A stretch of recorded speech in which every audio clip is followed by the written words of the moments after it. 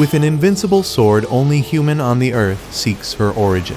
If you dig my recaps, don't forget to subscribe and smash that notification bell. In a world of anthropomorphic animals, Belle Lablac is the only known human. On her quest to find answers about her identity, Belle is warned by a beast man that this is his last mission. The day before, around Lake Chaser, inhabitants saw a great commotion in the water and gathered to see what was happening. One citizen believed the river had risen, causing the current to bring a sea seed that was now blooming and spreading poison, trying to turn the fresh water into salt water. Some bulls had already been affected by this condition, so the rats decided to ask for help from a nomad, but instead the nomad sent a girl, which caused some distrust among the population, because this girl was known for being expelled from City Park for causing trouble. Moreover, she tends to attract all eyes wherever she goes, as people had never seen anyone of her kind before. As soon as the envoy stepped into the crowd, everyone observed the human from head to toe, looking for any fur, horn, or animal ears that could indicate where this being came from.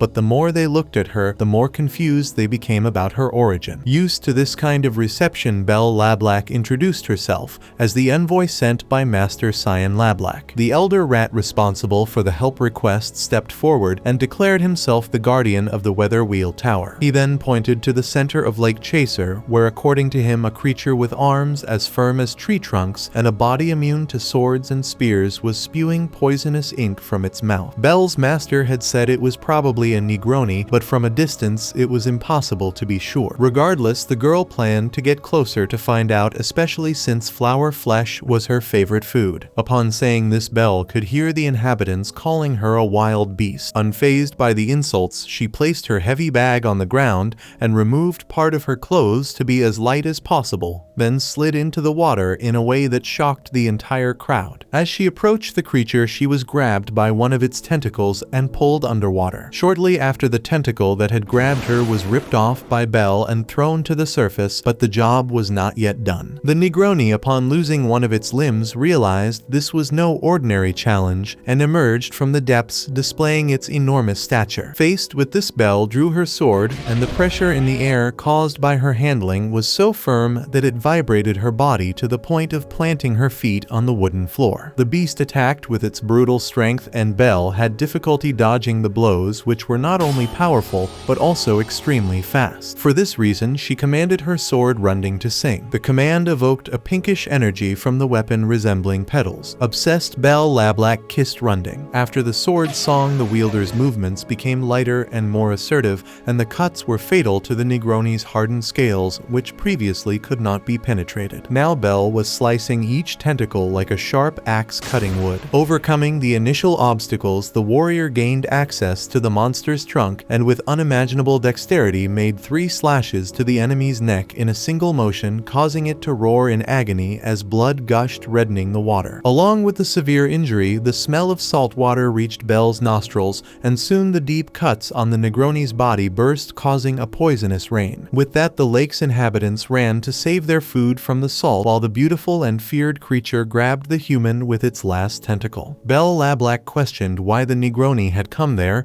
and it responded with tears in its eyes, saying it only wanted to return to the sea, its home. Unfortunately, it could no longer fulfill its desire, and all that remained was to spread the seeds of its body before its death. Hearing this, Belle apologized and cut the tentacle that was holding her. The movement caused the girl to fall, and with the gained weight in the air, she plunged her sword one last time into the lost creature. Despite the devastation caused by the battle, the elder rat promised to send the reward to the human as soon as possible, and she asked to take a seed and a tentacle of the Negroni home because, as she had said, she loved flower flesh. Once again, the surrounding animals were shocked by the bestial behavior of that species, but the guardian of the weather wheel tower did not oppose the heroine's wish. Later, on the way back, Belle lamented that the inhabitants of Lake Chaser would destroy all the Negroni's seeds, so she threw the one she saved into a river, thinking she might need to fight in the region where the current would carry the seed someday. Finally home, Belle Belle greeted her master Cyan, who was trying to light the fire using the friction of two objects,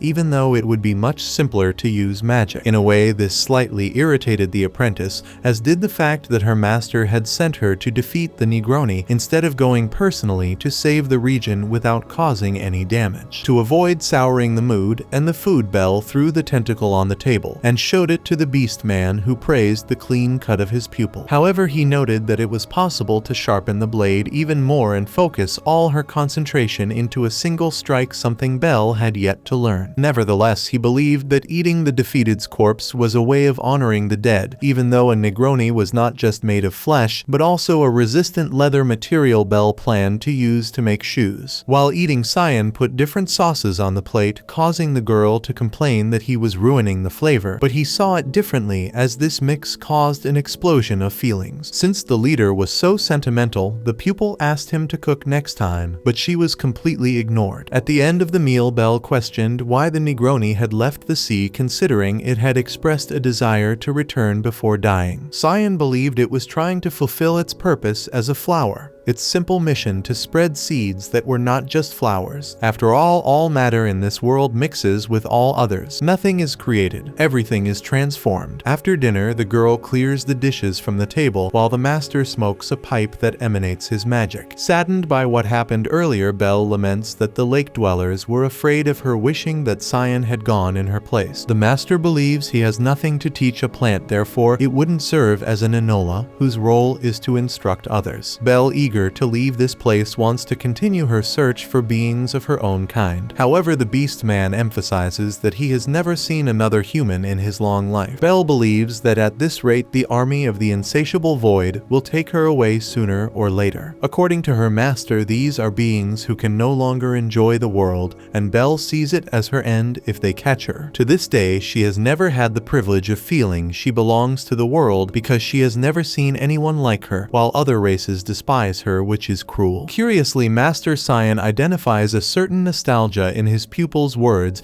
a platonic love for her hometown, the desire for utopia, or the painful inability to love oneself and the place where one is. The nostalgia for what was never lived is a yearning for self-knowledge. Belle asks for a way to cure this nostalgia, so Cyan advises her to journey to the land of Schwert, the country of the sword. Although there are no humans there, she might find a world truly her own. But first, she needs to go to Park City to complete the challenges and become a nomad. Shortly after, as she gets out of the bath, the pupil reflects on the master's words, who said that traveling is putting her existence at stake, a game where no one can help the girl, not even her enola, because no one, no matter how close, is Belle Lablac. With this in mind, the girl knows that one day her life with the teacher will end, and that will only be the beginning. Above all, the idea of a world where she belongs irresistibly attracts her. Meanwhile, Runding shines like the night, and the briefest touch of its user transports Belle to fragments of her childhood memories, when the anthropomorphic beings were even crueler to the child. Some even said she was born from a stone, and beast children tormented her simply for being different and possessing extraordinary strength. In this distorted memory, Belle embraced a couple she thought were her parents,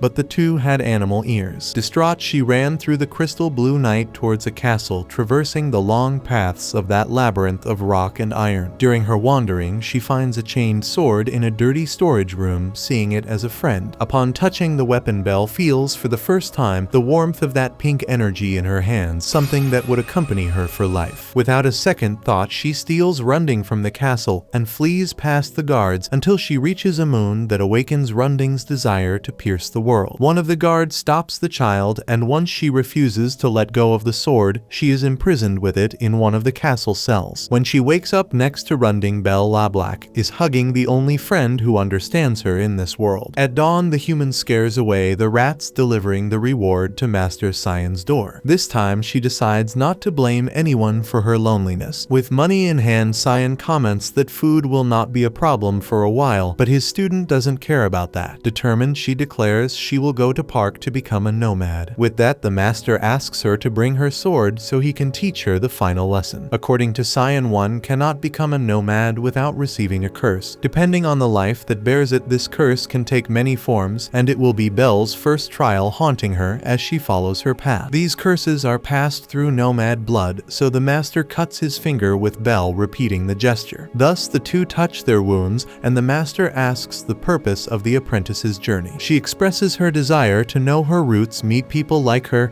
and finally connect to this world. With that said, the procedure ends and Cyan advises Belle to embrace this curse, always hoping that one day it will become a blessing. As he spoke, the beast man's face distorted into a magical expression, and Belle realizes he is disappearing. Cyan says he is no longer necessary in the apprentice's life, and that this way she will not discover his secret motive. Finally, he wishes Belle Lablac to visit places he never managed to visit. In a way, Belle feels betrayed by the master, as she watches him dissipate in front of her, venting her frustration by stating that he is playing with her mind. On the other hand, this is Cyan's role as Enola, and fulfilling this purpose is the reason for his existence. In that dark time in a dirty and forgotten cell, Belle was told by Cyan that her parents would not come for her because he would be responsible for her from now on, teaching the child to use the sword she insisted on not letting go of. Runding carries the spell Erawan, whose true meaning is utopia. In the end, Belle states that she loves Cyan, then uses Runding to attack her master and fulfill her purpose.